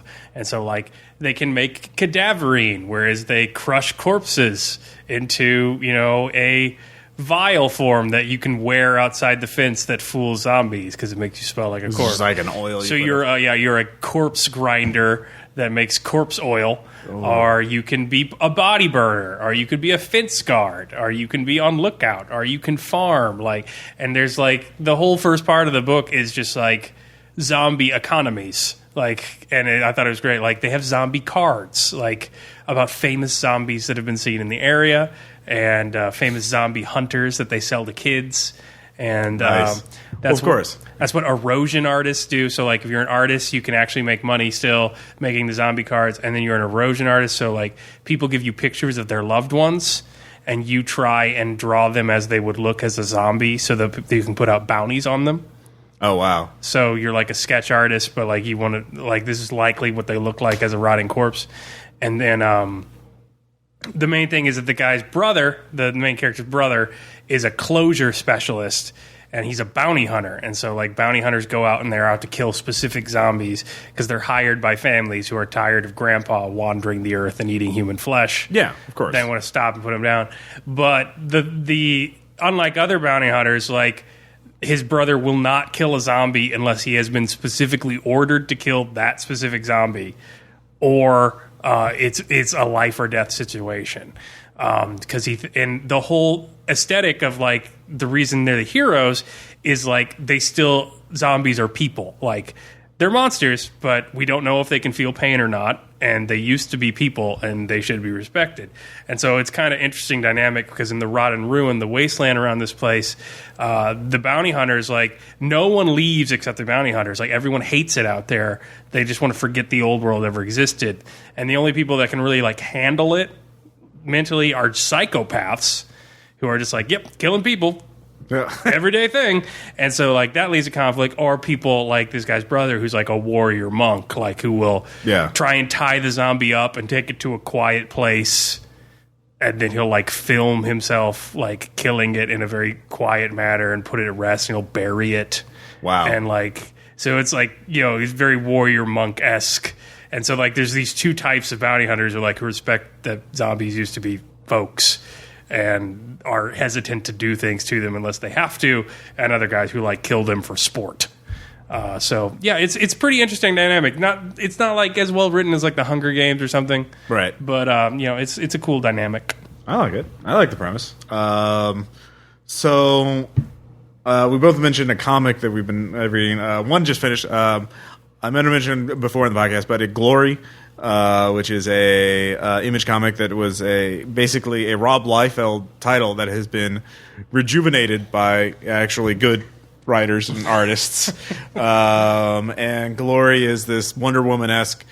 Originally, it was this Wonder Woman-esque kind of superhero, but she's turned into this sort of alien princess who is basically a Hulk-esque badass who's immortal, and it's about her saga ending, what happens to her final story and everything, and the people around her in her life. And it just finished. There's only 12 issues, so there's probably going to be 2 trade paperbacks.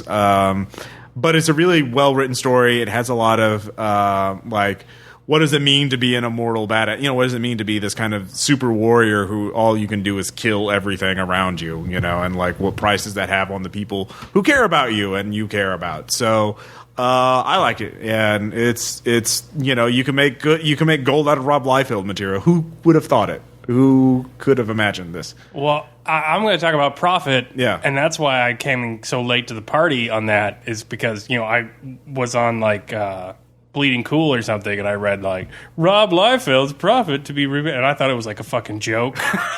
I was why are you kidding me? Why would you do? But it's so insane and it's so good, and the art is just bananas, and it's just so grimdark. It's and 1970s European sci-fi. It's like Mobius, you know. Yeah, like I don't even know. It's like meat punk. Everything is made of meat. Biopunk. Yeah, biopunk. Like, you could call it that. Like, everything is gross and it has excretions, and everything is eating everything else, and it's just so insane and original. Like, I really like it. So. No, I've have you been reading that Prophet or Glory? Okay, yeah. And like, I guess the premise is actually from Liefeld. Like, Yeah. the way humanity survives is they take one badass and clone him millions of times and just shoot him in every direction to reclaim the Terran Empire. Yeah, like, and one of them wakes up. Like, that's just a fucked up concept. They all have the same setup. They all have the same gear, but they all have like they have different mutations or different to survive in different environments. Yeah. And he's always eating. Like, I love that he eats everything. I know. It's just that's like every the thing. It's meat punk. I think biopunk it's all about meat. There's no plants. Meat. I'm sure there are. We don't see a lot of if the plants. They're plants made of meat, and they eat other things made of meat. Like, it's a carnivorous comic book. Yeah, there's so much meat. But that's one thing I like is that I got injured and I'm tired. I need to eat and rest. Like, that's like you never see that. Like, you never see like the hero's like, oh god, I've been kicking the Joker's ass for 6 hours. I need a fucking cheeseburger. Yeah, it is the most food obsessed comic I believe I've ever seen. It's a foodies action comic. Yeah, alien foodie comic. And it's just ballers like crazy shit. But like it's like Saga, and like.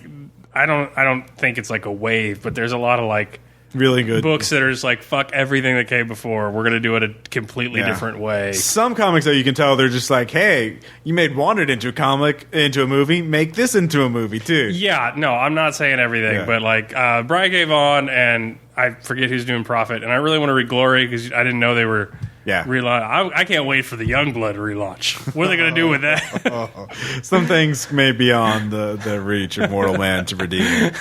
Some things are just... Well, I said that originally, and I was proved wrong. Yeah. So, All right, fair enough. And then we watched a movie last week that was... we're going to talk about it.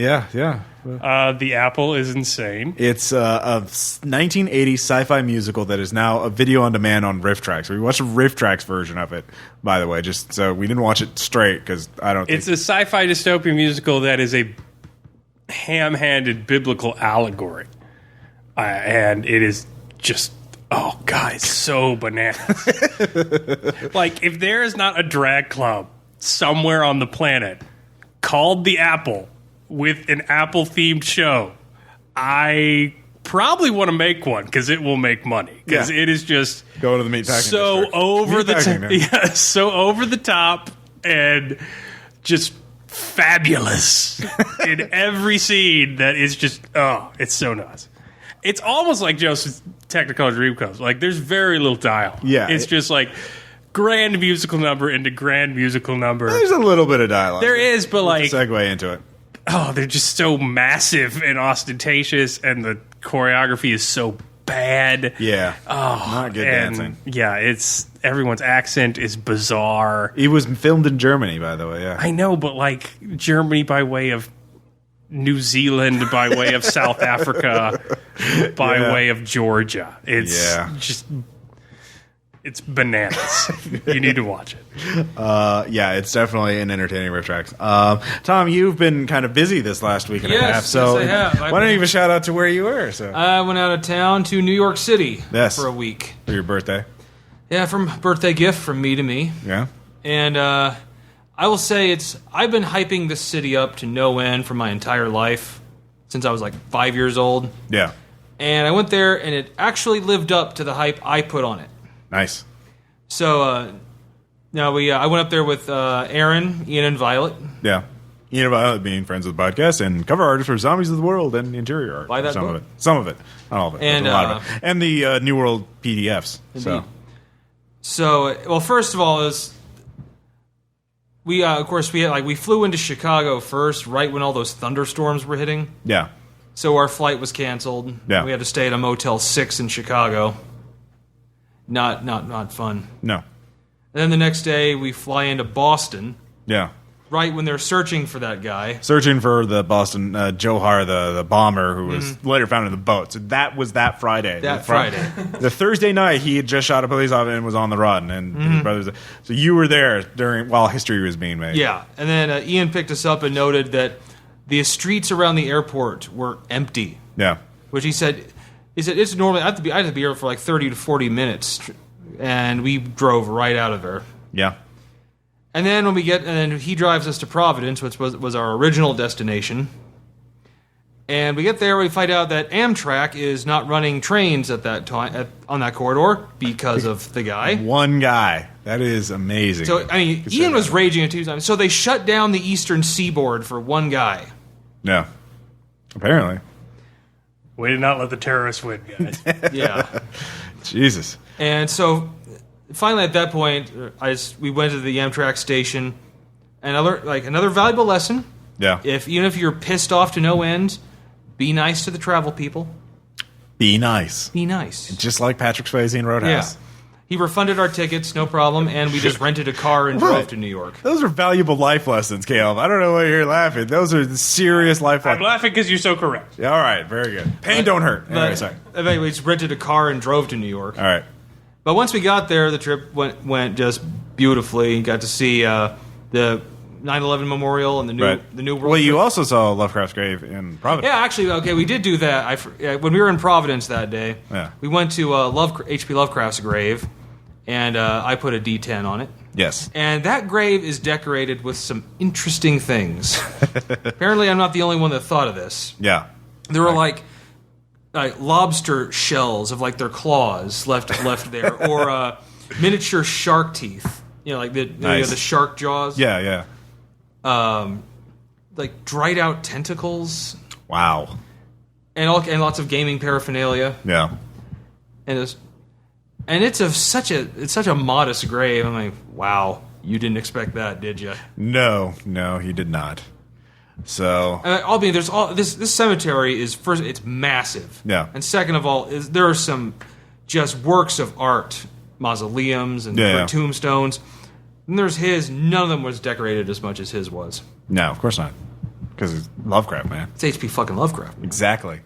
All right. But yeah, New York City, aces in my book. You sir are a great city. All right, New Yorkers, you can rest easy. Tom Church is giving you his official seal of approval. You don't have to worry about those Yelp reviews anymore. No. So Call off the moving vans. I will say though, we were scammed at the Empire State Building. you were scammed, or Yes. you were? I thought it was attempted scam. Attempted scam. Yeah. But a guy. First of all, we were across the street on the rear of the building. Yeah. When we walking toward it, and this guy flags us over, jaywalks us across the street. Yeah. And says, "You heard it for going up." Like, all right, I can get you your tickets right here. Pulls out a very old, dilapidated-looking credit card reader. Yeah. And he said we were getting our tickets. What I did not see were tickets or a ticket printer anywhere on him. Ah. Yeah.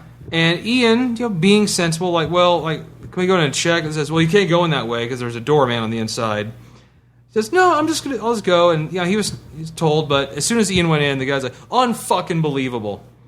I bet he would have listened to me if I was white. Whoa. He dropped the race card on us, and then hurriedly walked away. You're like, yeah. Wait, did he run or walk?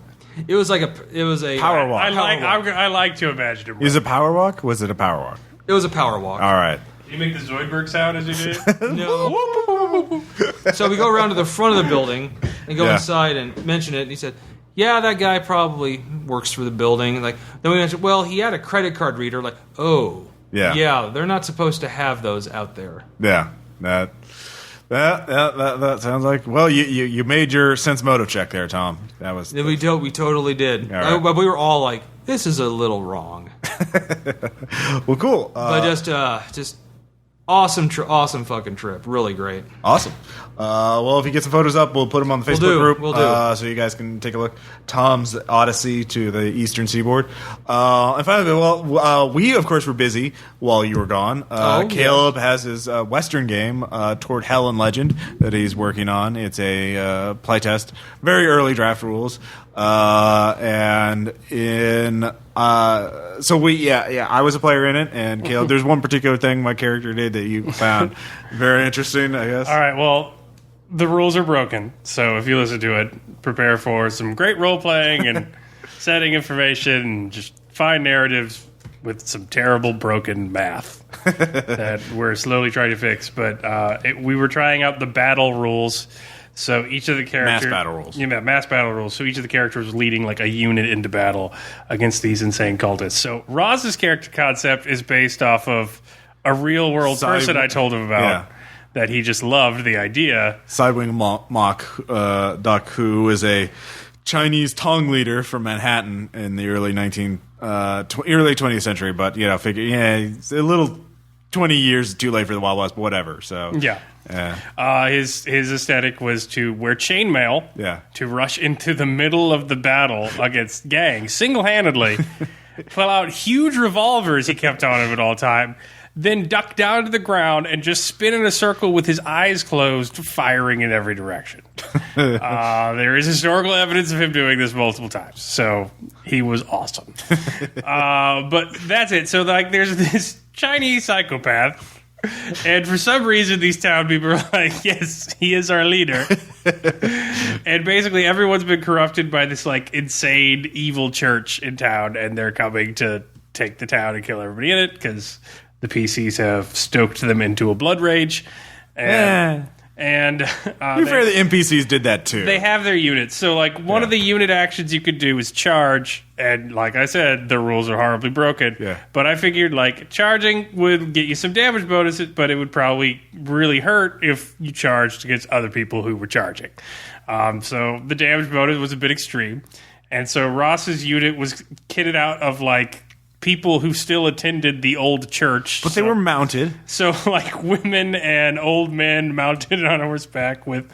You said they were adults, the family shotgun, They had long guns. And so, first round action, crazy psychotic Chinaman says, come on, white people, charge.